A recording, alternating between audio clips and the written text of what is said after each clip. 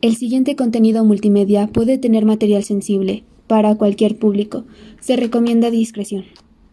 Hola, sean todos ustedes bienvenidos a este podcast llamado El Grito del Silencio.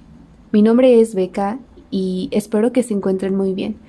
Me alegra que hayan decidido tomarse unos minutos para poder escuchar una de las explosiones que evoca a este ser que se hace llamar el Gran Vacío. Esta vez quise hacer algo diferente y espero que sea de su agrado. El episodio de hoy es Hablemos de #Killstagram, el webtoon que fue lanzado en 2020 y escrito por Ryong.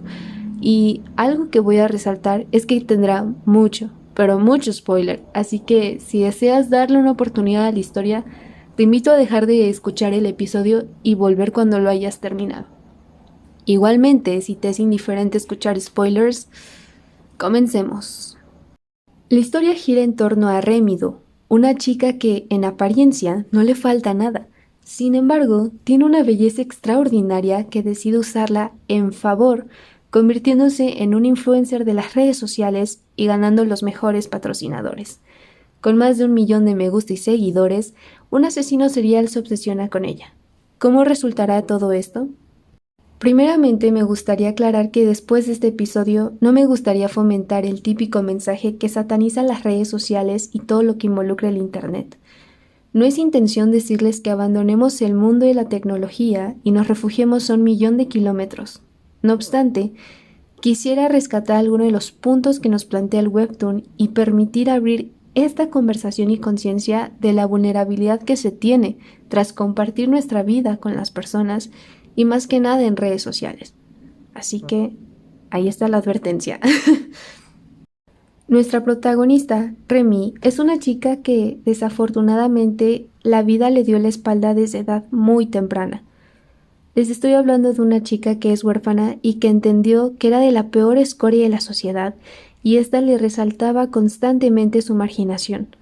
Asimismo, cuando comenzó a asistir al colegio, los rumores acerca de su pasado se extendieron de tal forma que sus compañeros de clase la hostigaban con comentarios denigrantes y misóginos hacia su persona.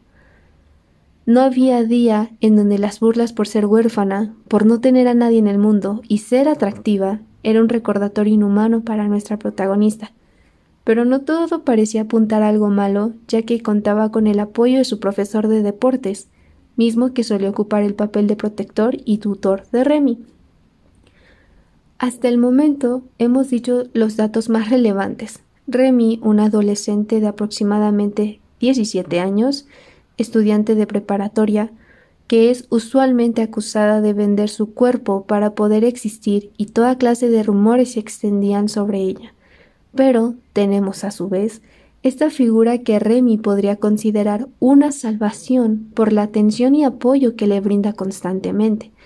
Sin embargo, pareciera que el destino quisiera resaltarle que las cosas no podían salir tan bien como ella quería, que terminó siendo traicionada y lastimada por quien ella apreciaba.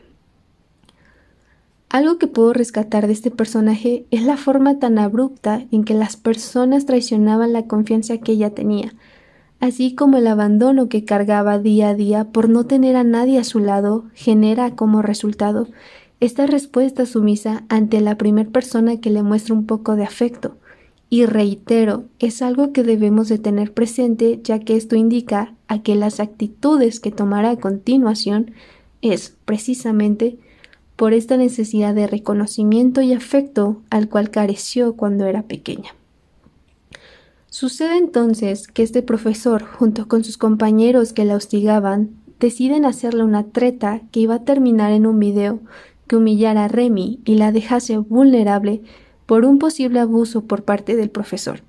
Sin embargo, otra de sus compañeras impide el momento, convirtiéndose ahora ella como la salvadora que necesitaba nuestra protagonista. Sin embargo, el incidente se extiende por las noticias, por internet, etc., y comienza a llegar todavía más mensajes denigrantes para Remy, donde la misoginia y el apuntar con el dedo a la víctima en vez del abusador era algo que no toleró por mucho tiempo, derivando a un intento de suicidio. Sin embargo, su amiga la encuentra impidiendo el acto y hablando con ella se llegó a la conclusión que De la misma forma que sus abusadores habían hablado, ella como víctima podía hacerlo también. Y, quizá, si ella contaba el lado de su historia, existía la posibilidad de que el hostigamiento terminara. Y aquí es donde comienza uno de los puntos que quisiera rescatar de este webtoon, la vulnerabilidad que se tiene a la sobreinformación en el Internet y las redes sociales. Antes de entrar en detalle, quisiera resaltar que mi punto no es satanizar el Internet ni los medios, ya que son gracias a ellos que podemos estar comunicados en tiempo real en caso de que suceda una catástrofe. La forma en cómo podemos ayudar y las constantes notas o información nueva que salga a raíz de ello se tendría a la mano, pero se convierte en contraproducente por la manera en cómo esa información nos llega. Para ejemplificar el punto anterior y tal vez se salga de contexto, lo haremos con la situación que se tiene entre el conflicto de Rusia y Ucrania. Te puedo garantizar que si introduces una palabra clave a cualquier red social o servidor, o en su defecto navegador, encontrarás notas desde las que te explican desde cero cómo es que este conflicto sigue estando vigente en 2022, o aquellas donde las imágenes o videos explícitos de lo que está aconteciendo va a llegar a ti. ¿Ahora entendemos el punto? La información que nos proporciona estos medios tiene cierto grado de veracidad que desafortunadamente el costo de ella es la manera en cómo va a llegar esa sobreinformación y las repercusiones se verán en la salud mental del individuo, que puede ser desde las más positivas, donde se crean campañas de apoyo ante la problemática que se presenta, o, en su defecto, genere tensión, estrés e incluso ansiedad ante la exposición de las imágenes. Es esto a lo que me refiero con la vulnerabilidad que tenemos en redes sociales, la forma tan impactante en la cual una nota, un post, un comentario puede llegar a afectarnos mentalmente al mirarla. Con nuestra protagonista es tangible por la manera en que las acusaciones tras el incidente del profesor, las notas amarillistas que comenzaron a salir a raíz de su caso y la conversación que fue mal orientada por parte de los medios, tuvo como consecuencia el intento de suicidio de nuestro personaje, pero todo cambia cuando ella decide alzar la voz y contar su versión de la historia. Más adelante retomaremos este punto. Pero, una vez dándose cuenta de que si en el mundo real la gente le daba la espalda y en redes sociales el mundo la alababa, presentamos el siguiente punto: la exposición de nuestra intimidad al ojo público. Byung-Chul Han considera que el medio digital de la comunicación se gesta carente de respeto y está centrada en una exposición pornográfica a la identidad, dado que no existe separación entre lo público y lo privado. Lo privado se expone frenéticamente en el ámbito público y se potencia el anonimato en los entornos virtuales, lo que conduce a una cultura de la indiscreción, falta de respeto y vulnerabilidad del individuo que se expone ante ella. Traduciendo un poco lo que decía Han, pareciera que fuese una contradicción el propio enunciado, ¿no? ¿Cómo vas a compartir la intimidad si el propio nombre lo indica? Es meramente de uno. Sin embargo, lo hacemos por toda esta cultura que se tiene con las influencers o las figuras públicas donde muestran su vida llena de lujos, los viajes que realizan, los lugares a donde salen con sus amistades, como si cada post fuese una recopilación diaria de las actividades que realizan, generando precisamente el anhelo de querer una vida así, porque socialmente hablando es lo aceptable, lo que provoca una felicidad. Con Remy podemos observar esto cuando da a conocer su versión de la historia y comienza a ser aceptada socialmente, ganándose reconocimiento y apoyo de la gente, recordando que esto era una necesidad que ella tenía por el tema de ser huérfana y siendo traicionada por las personas en quien confiaba. ¿Y cuál era la forma en cómo ella podría pagarles ante toda esta tensión? Compartiendo su vida con las personas y creando esta conexión de hacerles parte de esta. Un efecto favorecedor de esto último sería el tipo de mensaje que podría compartir y fomentar o reforzar valores que podrían ser acordes a lo que uno tiene, generando esta imitación positiva y recrear a menor escala sus conductas. Por ejemplo, las fanáticas de BTS suelen fomentar campañas de amor propio, prevención del suicidio, acoso y generando conciencia ante la problemática, creando soluciones benéficas para la comunidad en general. Sí, BTS es mundialmente famoso y toma este reconocimiento para visibilizar problemáticas que deben ser atendidas, siendo la boy band que, más allá de cantar y cumplir sus sueños, construyen este camino a base de los valores y creencias que esperan fomentar con las personas que lo siguen, esperando que sus actitudes traten de causar cierto grado de impacto, y todo indica que lo están consiguiendo. Pero, ¿qué sucede cuando es contraproducente? Hablamos entonces de un individuo que va a generar, a la larga, una frustración y deseo constante de querer o adquirir esta felicidad instantánea que hemos estado consumiendo, citando el documental en Netflix El dilema de las redes sociales. Si no hay un producto que te están ofreciendo, lo más probable es que tú seas el producto. Y hace sentido con este anhelo de querer, de aspirar o de ser las personas que vemos detrás de la pantalla. Las horas que podemos pasar en una aplicación específica, porque hemos proporcionado los datos correctos para que el algoritmo arroje resultados semejantes a lo que somos. Que si TikTok te ha mostrado el contenido de tus películas favoritas, que si has estado en horas en Facebook compartiendo y viviendo la vida de las personas, cuántas historias en Instagram has subido para compartir gustos muy afines y días después el algoritmo arroje similitudes. ¿Cuántas veces has visto este contenido de YouTube, pero con diferentes rostros y otros títulos, pero la esencia sigue estando ahí? Es entonces cuando comenzamos a tener esta competitividad entre las demás para demostrar quién es más feliz, quién lo tiene más, quién tiene las mejores oportunidades. En lo que respecta al webtoon, vemos esto que les planteo reflejado en el personaje de Do Ha-kim, quien admiraba a estas figuras públicas que se dedicaban a contenidos de estética, y nace en ella esta necesidad de cumplir el estándar de belleza, porque solamente así será socialmente aceptada y querida por los demás. ¿Cuáles serán las consecuencias? El someterse a cirugías estéticas a edad muy temprana para recrear esta perfección a la cual todos alaban, y que, por ser menor de edad, existe este riesgo de hacerlo en clínicas clandestinas donde los resultados se verán resumidos a una mala praxis. Sin irnos tanto a la historia y sin ahondar profundamente en ello, ¿cuántas veces hemos querido anhelar ser como las otras personas? Citando a la cantante Olivia Rodrigo con su canción Jealousy, diría lo siguiente: tus amigos son geniales, suelen salir todas las noches y el auto de tu padre es de los mejores. Tú estás viviendo tu vida, tienes un rostro hermoso, una pareja atractiva, y quiero todo eso de manera desesperada aun si no te conozco. Asimismo, esto nos lleva al siguiente punto. La falta de conexión que tenemos con nuestra realidad y el contacto humano comienza a quedar obsoleto. La representación que tenemos en redes sociales con nuestro yo real.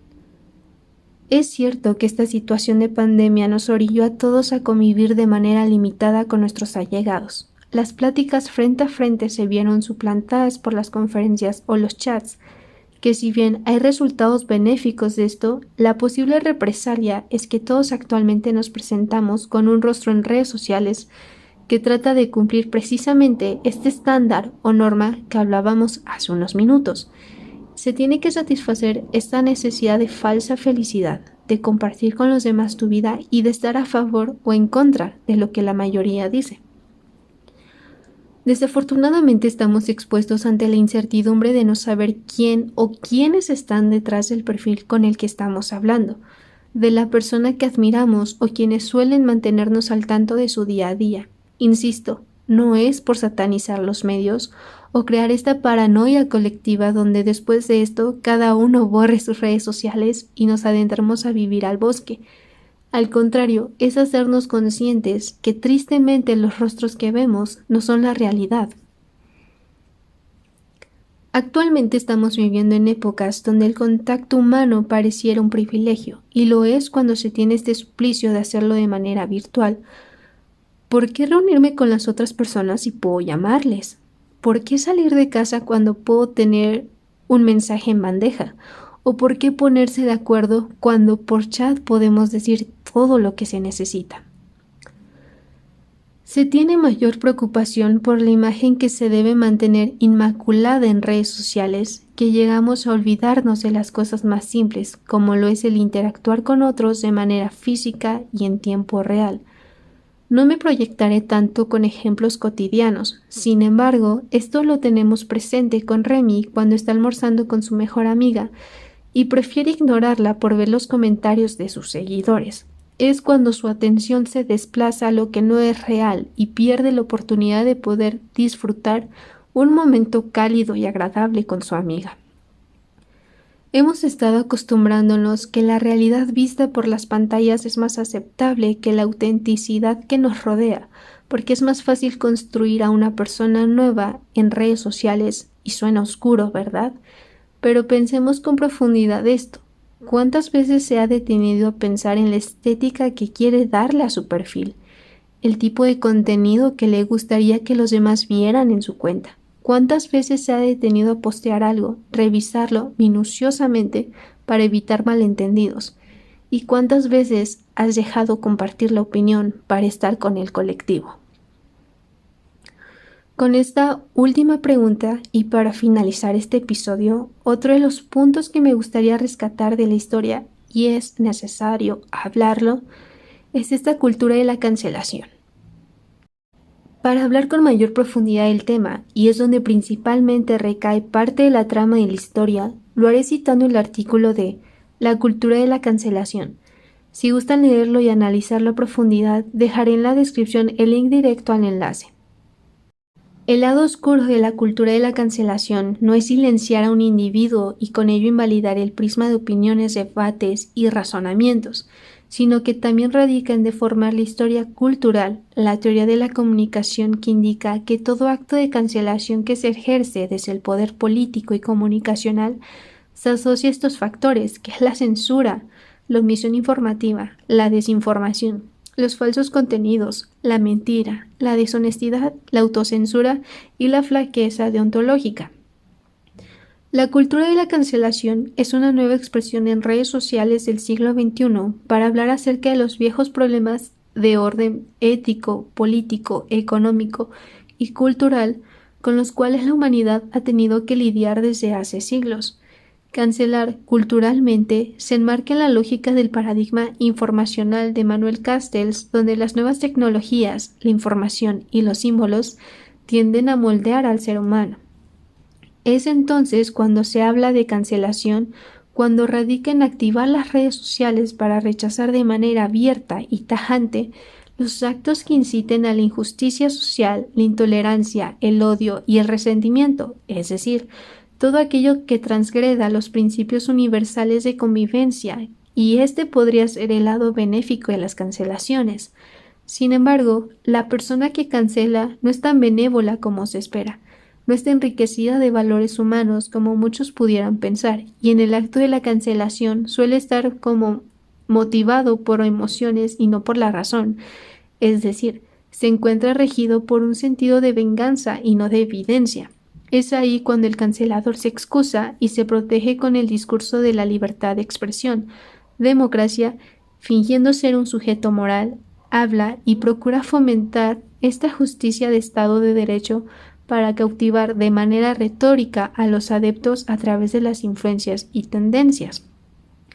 ¿Y cómo logra llevarlo a cabo? Con miles o millones de seguidores, siendo un ser digital y carismático.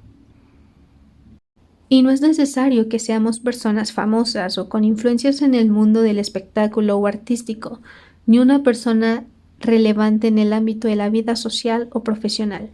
Nadie es impune o exento a la cancelación y cualquier usuario puede ser desaprobado si sus opiniones no alcanzan el estándar que el colectivo impone.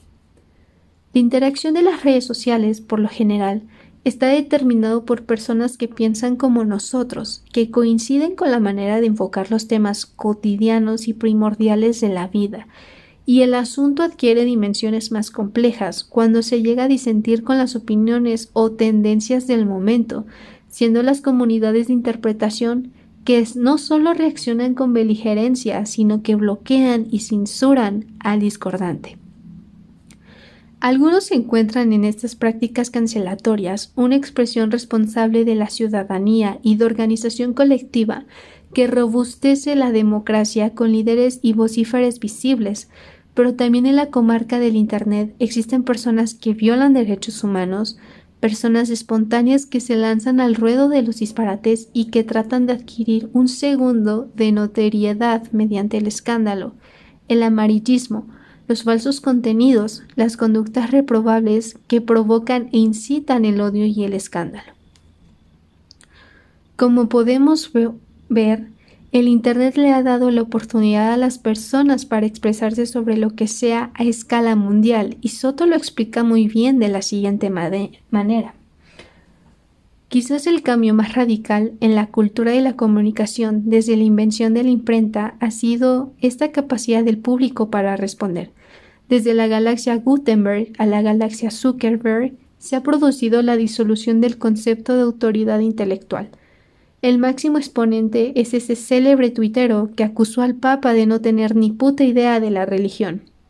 Cuando este tipo de respuestas se agrupan en enjambres de usuarios y se dirigen de forma masiva contra individuos, ¿podemos decir que la mayor libertad de expresión de la historia de la humanidad provoca un mayor control de pensamiento? ¿O es un mayor miedo a decir según qué? Este mismo autor explica que las redes sociales son proclives a favorecer el linchamiento social y que en menor medida se inclinan por establecer un debate crítico bien argumentado. Sin embargo, conceptos primordiales que se deben de tratar de manera ajena son la crítica, que debemos recordar es la respuesta argumentada de una opinión u obra, mientras que el linchamiento es una respuesta colectiva, masiva e irracional. Soto afirma que grupos de diverso origen político e ideológico recurren a formas de linchamiento digital, peticiones de boicot y recogidas de firmas para ejercer opinión sobre la opinión disidente. Es ahí cuando la ferocidad de los ataques supondrá que la persona recurra a la autocensura, con la finalidad de evitar persecuciones futuras, plagándose a faltas correcciones políticas que no suponen una petición real de los derechos sociales y políticos, sino limitando así la libertad de expresión. Por tanto, la cultura de la cancelación también nos hace actuar desde lo que es políticamente correcto, que es un discurso social aséptico que termina incidiendo en el uso neutro del lenguaje y que, a través de lo que se considera socialmente aceptado. Byung-Chul Han nos habla de la shitstorm, que es la tormenta de mierda, que solo es posible en entornos comunicacionales digitales caracterizados por el anonimato, la falta de respeto y la indiscreción. En cierto sentido, esta shitstorm, como ruido comunicacional, encuentran su paralelismo en esa cultura de la cancelación que solo persigue como fin último al aniquilamiento del otro, silenciando cualquier elemento que se oponga al dictamen de la tendencia del día. En la cultura de la cancelación no hay una búsqueda de la verdad, se habla más de venganzas y de la negociación del otro, censurando un discurso como forma de desaparición de ese otro que se opone a lo que pienso o siento. Quienes defienden a la cultura de la cancelación consideran que actúan imitando la dinámica de los enjambres, que es movilizar individuos en puntos específicos y vincularlos de manera coordinada con otros grupos, solo que en el caso de las redes sociales se trata de convertir un suceso, persona o evento en tendencia a través de likes y retweets, viralizando un mensaje de rechazo y cancelación, luchando contra cualquier acto de injusticia social o simplemente seguir la tendencia de lo que la mayoría ha establecido como la verdad. Como expresa Han, el Homo digitalis mantiene su identidad privada aún conforme parte del enjambre, mientras que el sujeto que constituye la masa no exige atención y su identidad privada está disuelta.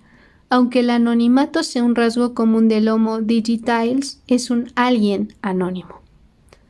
Encontramos similitudes entre la llamada cultura de la cancelación y las llamadas shitstorms, porque más allá de la búsqueda de la justicia, estas acciones orientan muchas veces a comportamientos eminentemente viscerales y narcisistas, centrados en el castigo y vigilancia, con consecuencias profundamente trágicas para la vida de las personas.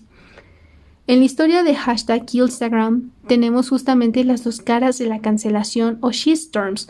Por un lado tenemos nuestra protagonista, cuando da a conocer la versión de su historia al profesor y sus compañeros.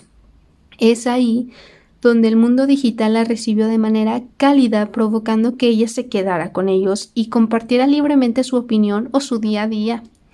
Sin embargo, años posteriores se ve envuelta en polémica donde se le acusa de mala praxis en una cirugía estética y es amenazada por demanda y despido, optando a grabar un video acusatorio donde las personas linchan a quien debió ser la víctima todo el tiempo. Aquí es donde comienza el otro lado de las cancelaciones, que muy pocos hablan, y es precisamente que más allá de castigar o luchar por lo que es justo, se invita a un hostigamiento o acoso masivo hacia el acusado. En el caso de la historia de Remy, al tomar el video con los golpes que le dio Do-ha Kim, voltea la situación a tal punto que la chica que había demandado al doctor y a Remy por una mala práctica estaba siendo hostigada, llegando a amenazar de muerte por esta cancelación pública que hace nuestra protagonista.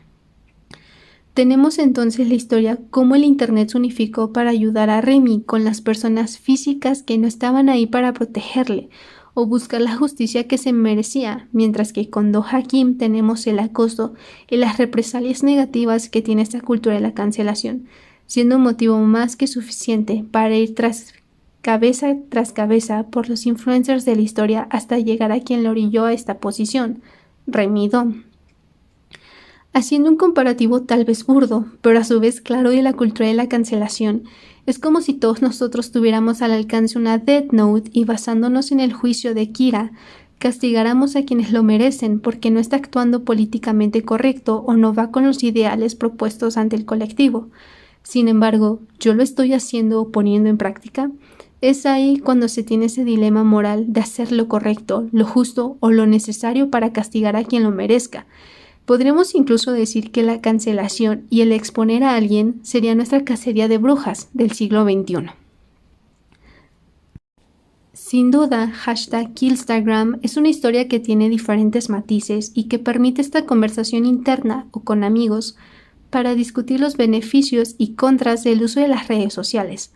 Reitero, mi finalidad no es precisamente su satanización ni indicar el uso adecuado de ellas, al contrario, es exponer en la mesa el tipo de exposición que tendremos una vez que las utilicemos, ya sea en cualquier aplicación, y que nadie será exento de esto. Antes de irme, quisiera citar una frase de un AU o Alternative Universe que leí hace unos años y me parece adecuado para este pequeño análisis. Si gustan leerlo, igualmente dejaré los links correspondientes.